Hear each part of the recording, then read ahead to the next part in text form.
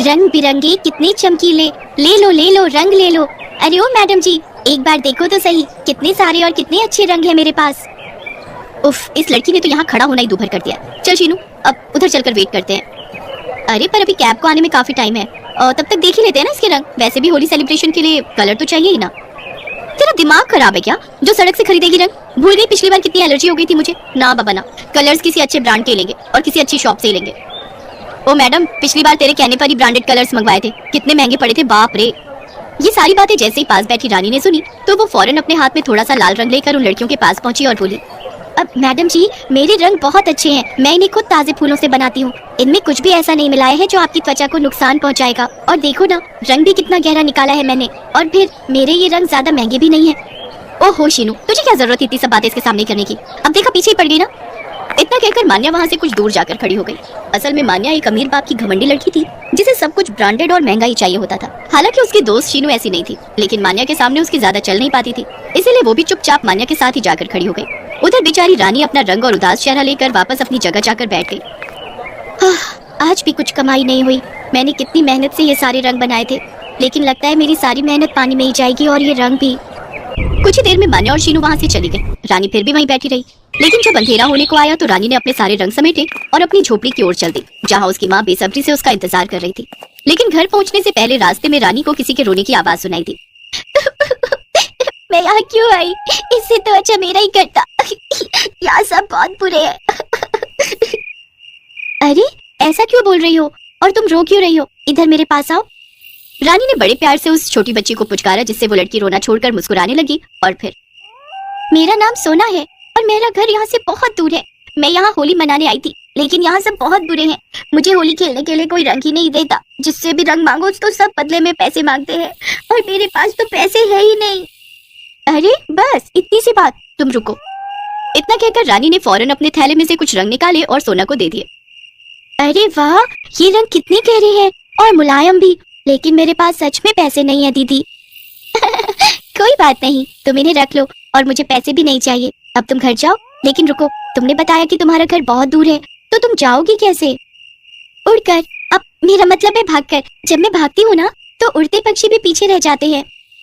अच्छा, लेकिन कुछ ही देर में रात होने वाली है, तुम्हारा अकेले जाना ठीक नहीं है। तुम ऐसा करो, आज के लिए मेरे पास रुक जाओ, मैं कल सुबह खुद तुम्हें तुम्हारे घर छोड़ कर आऊंगी। सोना ने रानी की बात मान ली और फिर रानी के घर पहुंचने के बाद, आ गई बेटी, देख मैंने सारे फूल तोड़कर सुखा लिए हैं। अब कल के लिए ढेर सारे रंग हो जाएंगे अपने पास। रहने दो माँ, कोई फायदा नहीं। सबको बड़ी बड़ी दुकानों से महंगे महंगे रंग खरीदने हैं, मेरे रंग किसी को नहीं चाहिए। इतना कहकर रानी अपनी आंखों के आंसू पोंछते हुए वहां से चली गई। सोना उसके पीछे पीछे गई और फिर, रो मत दीदी, सब ठीक हो जाएगा। कुछ ठीक नहीं होगा सोना, मेरे रंग नहीं बिके तो कुछ ठीक नहीं होगा। दीदी ये लो, ये जड़ी बूटी तुम रख लो, ये मेरी माँ की खास जड़ी बूटी है। अगर इसे अपने रंगों में मिलाओगी तो तुम्हारे रंग जादुई हो जाएंगे और फिर हर कोई इन्हें खरीदेगा। सोना की बात सुनकर रानी मुस्कुरा दी और उसने सोना का दिल रखने के लिए वाकई थोड़ी सी जड़ी बूटी को मसल कर अपने रंगों में मिला दिया। और फिर अगले दिन, अरे माँ, सोना कहाँ गई है? सोना कहाँ है? सोना जल्दी बता, सोना देखे तो जमाना हो गए मुझे। ओफो, असली का सोना नहीं माँ, सोना वो छोटी सी लड़की जो कल मेरे साथ आई थी। हैं? क्या बोल रही है? तेरे साथ तो कोई नहीं था, तूने सपना देखा होगा कोई। रानी को अपनी माँ की बात सुनकर बड़ी हैरानी हुई और फिर जब आसपास काफी ढूंढने के बाद भी उसे सोना नहीं मिली तो वो उसके बारे में भूलकर अपने रंग बेचने वापस मेन सड़क के किनारे पहुंची। और फिर कुछ ही देर बाद, मान्या देख वही लड़की, सुनना, इसी से कलर्स ले लेते हैं ना, तेरी ब्रांडेड कलर्स के चक्कर में हम लेट हो जाएंगे पार्टी के लिए। ठीक है, तुझे जो करना है कर, लेकिन खबरदार जो तूने ये सड़क छाप कलर मुझे लगाए तो। एक तो वैसे ही पूरी बॉडी में इचिंग हो रखी है। आहा, मैं तो इस बार किसी को कलर लगाने ही नहीं दूंगी। अच्छा बाबा ठीक है, मैं सबको बोल दूंगी तुझे कोई कलर नहीं लगाएगा, तू यहीं रुक, मैं उससे कलर लेकर आती हूँ। इसके बाद शीनू ने जाकर रानी से उसके हर रंग का एक एक पैकेट खरीद लिया। लेकिन शीनू और मान्या के बाद कई घंटों तक रानी के पास कोई ग्राहक नहीं आया और फिर अचानक, यही है वो लड़की जिससे मैंने वो जादुई कलर्स खरीदे थे। शीनू का इतना कहना था कि उसके साथ आए सभी लोगों में हड़बड़ी मच गई। हर कोई रानी के रंग खरीदना चाहता था। कुछ ही मिनटों के अंदर रानी के सारे कलर्स बिक गए और फिर, सुनो, तुम और रंग कब तक ला सकती हो? बस अभी आधे घंटे में, मेरा घर पास ही है। इतना कहकर रानी फौरन अपने घर जाने को तैयार हुई। तभी मान्या ने आगे बढ़कर कहा, रुको, हमारी गाड़ी से चलो, जल्दी पहुंच जाएंगे। रानी को कुछ समझ नहीं आ रहा था कि उसके साथ आखिर हो क्या रहा है और फिर मान्या ने गाड़ी में उसे बताया, आई एम सो सॉरी, मैं गलत थी। ओह माय गॉड, तुम्हारे वो कलर्स, वो तो कमाल के हैं, सच में मैजिकल है वो। अब मैडम जी मैं कुछ समझी नहीं। ये सच बोल रही है, तुम्हारे रंगों में जादू है जादू। हमारे होली सेलिब्रेशन में जिस किसी ने तुम्हारे रंग लगाए उन सब की स्किन एकदम निखर गई।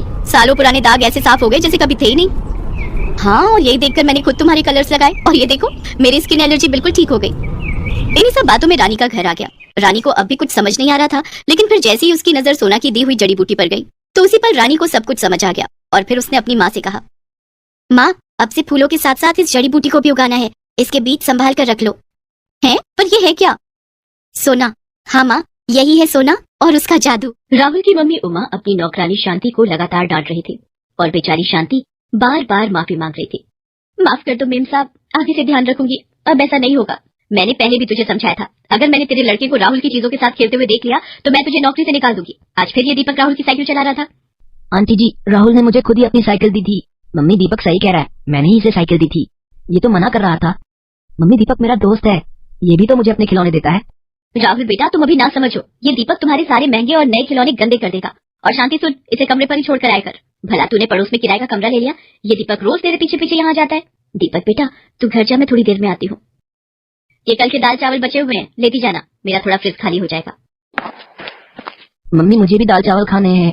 नहीं बेटा, ये दाल चावल बासी हो गए हैं, तुम इन्हें खाओगे तो बीमार पड़ जाओगे। मम्मी फिर आप ये दाल चावल शांति आंटी को क्यों दे रही हो?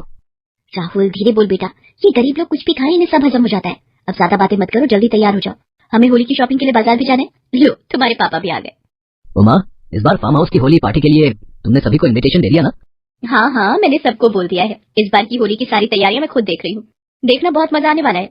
चलो राहुल, तुम नई पिचकारी भी खरीद लेना। उमा राहुल को लेकर बाजार जाती है और ढेर सारा होली का सामान खरीदती है। उमा राहुल को बहुत ही महंगी पिचकारी दिलवाती है। ये देखो राहुल, मैंने तुम्हें सबसे बढ़िया और महंगी पिचकारी दिलवाई है, अच्छी है ना? मुझे तो दीपक जैसी पिचकारी लेनी थी। सुबह वो जिस पिचकारी से खेल रहा था वैसी तो कोई पिचकारी बाजार में नहीं है। मम्मी दीपक के पास बहुत बढ़िया पिचकारी है, मुझे भी दीपक जैसी पिचकारी खरीदनी थी, पर पूरे बाजार में मुझे वैसी पिचकारी नजर नहीं आई। आपने मुझे ये पिचकारी दिलवाई है, ये वाली मैं दीपक से बदल लूंगा, मुझे उसकी पिचकारी ज्यादा अच्छी लगी। क्या दीपक के पास ऐसी कौन सी बढ़िया पिचकारी है जो पूरे बाजार में नहीं? मैं भी तो देखूं। शांति, ओ शांति, मैंने तो तुझे अभी तनख्वाह भी नहीं दी है, फिर तूने अपने बेटे को बढ़िया पिचकारी कैसे दिलवा दी? राहुल कह रहा है वैसी पिचकारी पूरे बाजार में नहीं है, दिखा तो जरा कौन सी पिचकारी दिलवा कर लाई है तू दीपक को।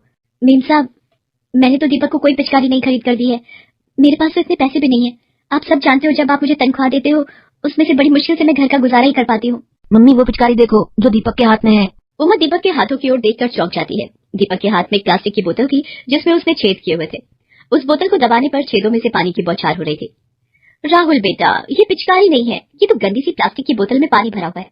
अब दीपक तुम्हारी तरह महंगी पिचकारी तो खरीद नहीं सकता, इसे तो ऐसी चीजों से ही काम चलाना होता है। ये ले राहुल, मेरी पिचकारी तू रख ले, मैं और बना लूंगा।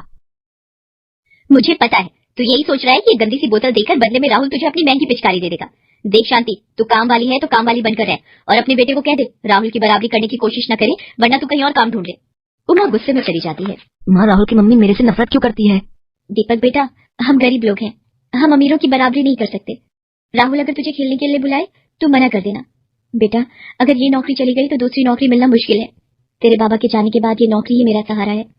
दीपक उदास हो जाता है। उधर उमा फार्म हाउस में होली पार्टी के लिए गाड़ी में सामान रख रही थी। मम्मी हम दीपक को भी अपने साथ ले चले? नहीं बेटा, हम दीपक को अपने साथ नहीं ले जा सकते। वैसे ले भी जाए तो कोई हर्ज नहीं है, शांति अगर साथ होगी तो तुम्हारे काम में हाथ बटा देगी। ठीक है, मैं शांति को साथ चलने के लिए बोल देती हूँ। उमा होली पार्टी के लिए शांति को भी अपने साथ ले जाती है। वहाँ जाकर शांति काम में लग जाती है। दीपक बेटा, वहाँ मेहमानों के बीच बिल्कुल भी मत जाना, नहीं तो मेम साहब गुस्सा करेंगी। ठीक है माँ, मैं नहीं जाऊंगा। दीपक आना देख, गुलाल, पिचकारी, गुब्बारे, रंग, कितना मजा आ रहा है। नहीं नहीं, माँ ने मुझे मना किया है, अगर मैंने तुम्हारे साथ होली खेली तो माँ को डांट पड़ेगी। ठीक है, फिर मैं अपने फ्रेंड्स के साथ जाकर होली खेलता हूँ। राहुल पार्टी में आए अपने दोस्तों के साथ होली खेलने लगता है। दीपक दूर खड़ा सब कुछ देख रहा था। सब लोग होली पार्टी का मजा ले रहे थे, एक दूसरे को रंग लगा रहे थे। शांति, वेटर के साथ मिलकर सब लोगों को ठंडाई और गुजिया समोसे सर्व कर दो। अगर मेहमानों को देने के लिए होली की टी शर्ट और चश्मे जो स्पेशल बनवा कर लाई थी वो मैंने राजीव को दिए थे। राजीव, राजीव सुनो। क्या हुआ उमा, आओ ना, एंजॉय करो, क्या काम में लगे हो, आ जाओ। अरे वो होली का बाकी का सामान कहाँ है? वो मैंने स्विमिंग पूल के पास रखवा दिया था। अरे छोड़ो ना, आओ होली खेलो। लगता है मुझे ही लाना पड़ेगा। अब होली खेलते हुए मेहमानों को नहीं दिया तो फायदा क्या? ये ड्राइवर भी नजर नहीं आ रहा। शांति भी मेहमानों को खाना पानी दे रही है। ओ दीपक, इधर आ, जरा मेरे साथ स्विमिंग पूल तक चल। उमा दीपक को अपने साथ स्विमिंग पूल के पास सामान उठवाने ले जाती है। एक काम कर, ये सारे पैकेट और डिब्बे एक साथ उठा ले। आंटी ये बहुत भारी है, थोड़ा थोड़ा ले जाऊं? नहीं, मेरे पास इतना समय नहीं है। और तेरी माँ को तनख्वाह किस बात की मिलती है? काम करवाने की ना। ये ले उठा। अरे हाथ देखो जिसे बिल्कुल जान ही ना हो। दीपक के लिए उस सामान का वजन भारी था। वो सामान को सिर पर रखकर जैसे ही 2 कदम आगे बढ़ा, सामान सिर से नीचे गिर गया। हे भगवान, कितने डिब्बे पूल में गिरा दिए। बिल्कुल बेकार बच्चा है। एक काम बोला वो भी ठीक से नहीं हुआ। रुक, तुझे अभी बताती हूँ। बचाओ बचाओ, कोई बचाओ। आंटी पानी में गिर गई, अब क्या करूं? ये तो डूब जाएगी। बचाओ कोई। आंटी आप घबराओ नहीं, मैं कुछ करता हूँ। यहाँ तो कोई दिखाई नहीं दे रहा, सब पार्टी की तरफ है, क्या करूं? तभी दीपक को स्विमिंग पूल के पास एक रस्सी पड़ी दिखाई देती है। वो उस रस्सी को एक खंभे से बांध देता है। आंटी ये रस्सी पकड़ लो, मैं आपको खींचता हूँ। अरे ये कौन डूब रहा है? अब रुको बेटा, मैं आ रहा हूँ। दीपक उमा को रस्सी से खींचने की कोशिश कर रहा था। इतनी देर में गार्ड भी उसकी मदद को आ जाता है। पार्टी को छोड़कर सब लोग उमा के पास इकट्ठा हो जाते हैं। उमा तुम ठीक हो ना? मैं ठीक हूँ। आज ये दीपक ना होता तो शायद मैं डूब जाती। दीपक इधर आओ। आई एम सॉरी बेटा, तुम बहुत अच्छे बच्चे हो। शांति, उमा को कमरे में ले जाओ। उमा तुम थोड़ा रेस्ट कर लो। मैं ठीक हूँ राजीव, और अभी तो मुझे राहुल और दीपक के साथ होली खेलनी है। क्या सचमुच मम्मी? दीपक भी हमारे साथ होली खेल सकता है? हाँ बेटा, बिल्कुल। आओ दीपक, मैं तुम्हें अपने दोस्तों से मिलवाता हूँ। दीपक को राहुल के साथ खुशी खुशी होली खेलते देख शांति की आंखों में आंसू आ जाते हैं। उस दिन के बाद उमा अपने स्वभाव में बहुत बदलाव ले आती।